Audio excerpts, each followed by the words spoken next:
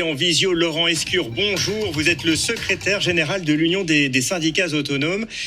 Plusieurs organisations syndicales s'inquiètent des résultats de ce premier tour des élections législatives. Sophie Binet de la CGT évoque un danger mortel pour notre République. Marie-Lise Léon de la CFDT parle de danger de l'extrême droite à nos portes. Quel regard portez-vous sur cette envolée du RN ? Nous, on a le même sujet, c'est-à-dire qu'on est échaudé parce qu'à l'échelon européen, lorsque l'extrême droite prend le pouvoir, on a vu sur le monde du travail les dégâts que ça faisait. Ça fait des dégâts sur le social, ça fait des dégâts sur les travailleurs, ça fait des dégâts sur les libertés, ça fait des dégâts aussi sur les libertés syndicales. Donc, depuis le premier tour, même avant le premier tour, on a organisé une sorte d'argumentaire pour montrer à la fois les mensonges du Rassemblement national au plan social, montrer leurs dangers. On sait bien que le monde du travail, que ce soit du côté patronal ou du côté des syndicats de salariés, on a des travailleurs qui votent pour le Rassemblement national. Et donc, on essaie de leur dire qu'il ne faut pas se tromper, ni dans leur colère ni dans leurs aspirations, et qu'il y a un vrai danger à avoir le Rassemblement national en tête des législatives au deuxième tour, c'est-à-dire en capacité de diriger le pays. Laurent Escure, votre mot d'ordre, c'est un désistement républicain au profit du candidat arrivé en tête des démocrates et des républicains. Qu'entendez-vous par démocrate et républicain ? Est-ce que, par exemple, LFI, selon vous, est compris dans cette définition ? Oui, parce qu'il ne faut pas confondre les agissements qu'on peut condamner par ailleurs. Nous, on a été à toutes les marches ces derniers mois, et notamment en novembre, on était en tant qu'UNSA à la marche contre l'antisémitisme. Donc on ne confond pas des dérapages qui peuvent être individuels avec un parti qui fait système. Le Rassemblement national, par ses fondements, est un parti qui veut diviser, trier les personnes dans notre pays. Et le syndicalisme a toujours tendu la main et s'est toujours occupé de toutes les personnes, quelle que soit leur couleur de peau, quelle que soit leur origine, quelle que soit leur confession, quelle que soit leur orientation sexuelle, que ce soit des hommes ou des femmes. Et donc nous, on prône pour le fait que les républicains, les démocrates, c'est-à-dire tous sauf le RN et ses alliés, soient choisis pour faire barrage au Rassemblement national. Mais les dérapages de Jean-Luc Mélenchon ou de différents LFistes ces dernières semaines, ces derniers mois ne sont pas un frein ? Non, mais excusez-moi de vous le dire brutalement, mais quand vous avez l'extrême droite qui va menacer la liberté de la presse, qui va menacer les droits des femmes, qui va menacer le droit à l'avortement, qui va menacer les libertés syndicales, qui va menacer la démocratie sociale, qui va menacer la démocratie tout court, qui peut prendre le pouvoir, on va pas faire de débat sur quelques personnes de la gauche qui peuvent avoir dérapé. Personne de LFI ne sera pas majoritaire à l'Assemblée nationale.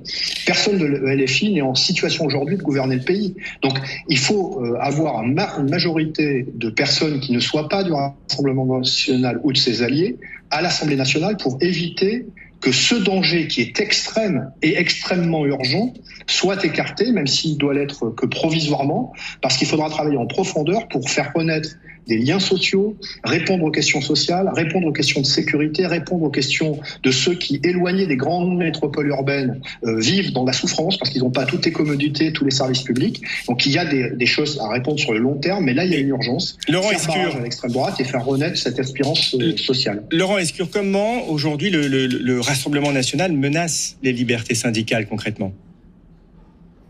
Mais il suffit de regarder leurs alliés et ce qu'ils disent. Ils disent que nous sommes des croque-morts du monde social dans l'entreprise. C'était Louis Alliot qui l'avait dit. Marion Maréchal, qui est désormais à nouveau Rassemblement national, a dit que les syndicats devaient voir leurs moyens de fonctionnement pour défendre les salariés diminuer drastiquement. Ils veulent promouvoir des syndicats de patriotes au premier tour des élections professionnelles dans les entreprises. C'est-à-dire qu'ils veulent attaquer le monde syndical. Mais en Italie ou en Finlande, c'est ce que leurs partenaires de l'extrême droite européenne ont fait. En Finlande, ils ont même criminalisé le mouvement social. Il y a eu une répression terrible. Donc, mais on ne défend pas pour nous. Moi, je veux parler à tous ceux qui ont peur de la prise du pouvoir par le Rassemblement national dimanche prochain. Et ceux qui ont peur, c'est des millions de personnes qui n'ont pas forcément la bonne couleur de peau, la bonne orientation sexuelle, qui sont binationaux, qui se sentent menacés. Beaucoup de femmes célibataires, qui ont peur que l'extrême droite arrive au pouvoir. Et je veux leur dire que, d'abord, on peut, par notre vote, l'empêcher l'empêcher, c'est plus facile de l'empêcher par le vote que par des actions de rue ou de conviction derrière une fois qu'ils sont au pouvoir. Et on peut l'empêcher, et si on l'empêche pas, qu'ils n'aient pas peur, ils seront pas seuls, on sera là pour les accompagner et les aider, pour faire renaître à la fois cet esprit de fraternité et cet esprit universel dans notre pays qui est notre République. C'est pas pour rien qu'elle s'appelle liberté, égalité, fraternité. Alors, on parlait des désistements il y a quelques minutes. C'est vrai que l'ancien secrétaire général de la CFDT a affirmé ce matin, je cite, « Mélenchon est l'idiot utile de tous ceux qui ne veulent pas se désister ». Vous êtes d'accord ?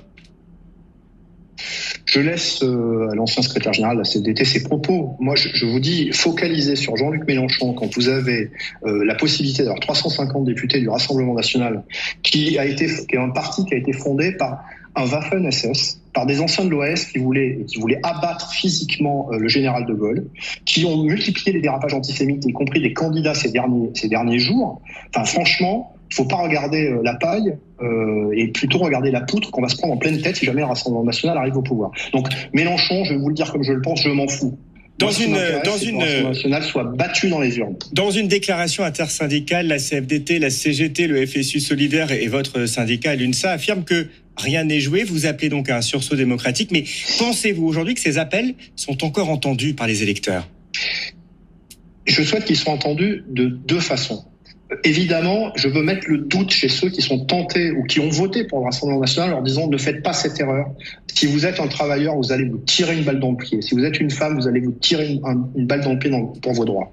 Et je veux convaincre ceux qui sont déjà convaincus non seulement de ne pas manquer à leur devoir civique dimanche pour s'opposer, et convaincre ceux qui ont le doute de venir se mobiliser pour faire front.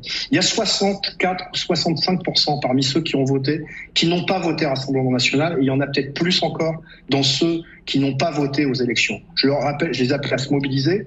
Les questions politiques, partisanes, les débats sur quelle orientation politique on devra faire prendre à notre pays, comment on résout les problèmes sociaux ou de sécurité, on les tranchera dans un cadre démocratique après.